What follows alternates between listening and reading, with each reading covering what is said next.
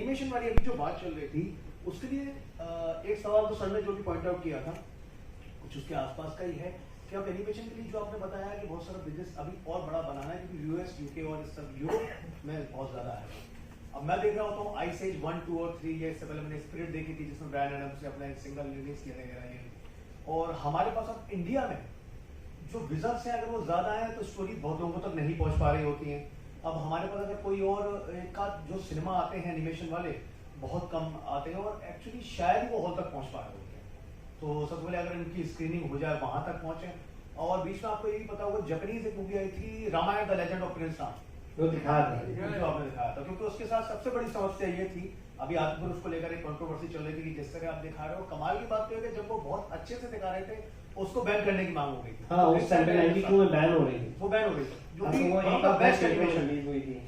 तो अनफॉर्चुनेटली ये तो इशू है ही है ना इधर कि वो एक नैरेटिव्स बड़े चेंज होते हैं उसकी समस्या है और दूसरा हमारे पास बॉल ही होती है आइस एज 1, 2, 3 इस तरह की मूवीज होती है स्पिरिट होती है हमें कई बार कार्टून्स पर काम करना पड़ता है जैसे कि छोटा भीम अभी आ रहा है करेक्ट थैंक गॉड कि हम वहां का कुछ लेवल तक डेवलप हो पाए पर वो भी इंटरनेशनल प्रॉपर्टी नहीं है क्योंकि ज्यादातर तो मतलब छोटा भीम अभी माइटी भीम जो है अभी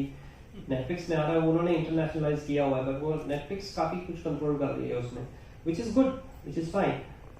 but Chhota Bheem intrinsically is Indian and Indian diaspora. Can you take it to the next level क्योंकि अब इनक्रेडिबल्स आती है जिसमें शाहरुख खान आवाज देते हैं बहुत सारे लोग हैं एक्टर तो यहाँ तक आवाज दे रहे हैं थैंक गॉड को लायन किंग्स जैसी मूवियां हैं और इसके बाद ये आती है जंगल बुक रीमेक भी करते हैं तो उसमें नाना पाटेकर साहब ने आवाज दी होती है जो पहले उन्होंने जंगल बुक में दी थी जिसका गाना गुलजार साहब ने लिखा है। तो ऐसी कुछ चीजें होती है जिसमें प्रियंका चोपड़ा सामने आई हैं आते हैं बट फिर भी उसके बावजूद मैं कह रहा हूँ कि क्या इंडिया से हम लोग अभी उम्मीद करें ऐसी तो फर्स्ट ऑफ ऑल हमें भी शायद अपना विजन चेंज करना पड़ेगा कि हमारे पास अच्छी इंडियन स्टोरीज हैं हम लोग खुद जाएं और अगर वो हॉल में लगे तो जाकर देखें। देखिए कोई भी चीज कोई भी इंडस्ट्री क्रिएट होती है ना वो सिर्फ एक आदमी के दिमाग में नहीं होती है वो एक कॉन्वर्सेशन से क्रिएट होती है एक नैरेटिव से क्रिएट होती है। अभी हमने इंडियन एनिमेशन इंडस्ट्री का एक नैरेटिव अच्छे से बनाया नहीं है। एक नैरेटिव तभी बनेगा जब भी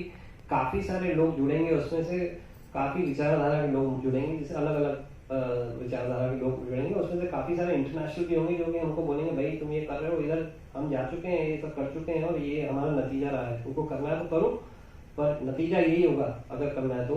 फिर आपके ऊपर है कि सुनना कि भाई वो जो जिस हिसाब से वो फेल हुए क्यों फेल हुए और आपको लगता है कि आप उससे बेहतर कर सकते हैं तो आप जाएंगे उस रास्ते में। अगर आपको लगता है नहीं जो बात बोल रहा है सही है तो फिर आप उस रास्ते नहीं जाएंगे। तो वो जो लर्निंग्स आती हैं वो कोलैबोरेशन से आती हैं वो एक इंटरफेस क्रिएट करने से आती है प्लेटफॉर्म क्रिएट करने से आती है और वो जो है हमारे पास अभी फिलहाल नहीं है। ये जो प्लेटफॉर्म है कि हम अगर मैंने जो फिल्म मेकर्स आपको बताए अभी यहाँ पर जो अब जो इतने आपने देखे तो आपको क्या लगा टैलेंटेड है ना है ना तो एकदम तो द आइडिया इज के वो 15-20 फिल्म मेकर जो दिखाए हैं और ऐसे कम से कम 100 हैं जो कि एक्स्ट्राऑर्डिनरी हैं जिनको मैं नहीं डाल सकता हूँ क्योंकि टाइम नहीं है। बट सवाल ये होता है कि वो 15 लोग भी मिलते नहीं हैं तो कहाँ मिलेंगे प्लेटफॉर्म का अगर हम जो है 15 लोग भी मिलना चाहते हैं कि भाई चलो डिस्कस करते हैं क्या क्या कर रहे हैं हम लोग आपस में डिस्कस करते हैं आपस लोगों की हेल्प करते हैं। हमारे पास वो फोरम भी नहीं है हमारे पास कोई एनिमेशन फेस्टिवल नहीं है हमारे पास कोई गेमिंग फेस्टिवल नहीं है हमारे पास कोई इंटरनेशनल एक्सपोजर नहीं है। अभी मैं जाता हूँ इंटरनेशनली मैं एनएससी जाता हूँ तो मैं उधर देखता हूँ तो ठीक है मेरे को एक्सपोजर मिल जाता है तो वो 3 लाख 3.5 लाख 4 लाख रुपए खर्चा करके मैं जाता हूँ। कितने लोग अफोर्ड कर सकते हैं वो एक्सपोजर लेने के लिए मैं 4 लाख रुपए खर्चा करूँगा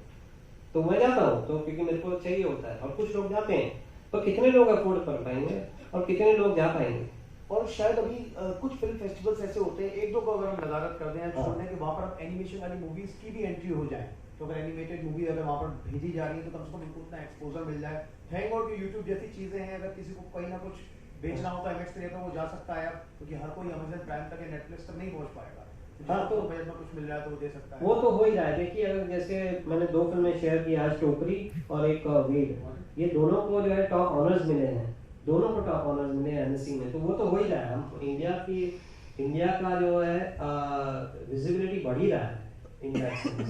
तो वो पर हम हमारा is it enough for a country of 1.4 billion people absolutely not. वो हम लोग जो है we should be owning at least 15-20% of the world business. We own only 0.2%. So that's the scope. That's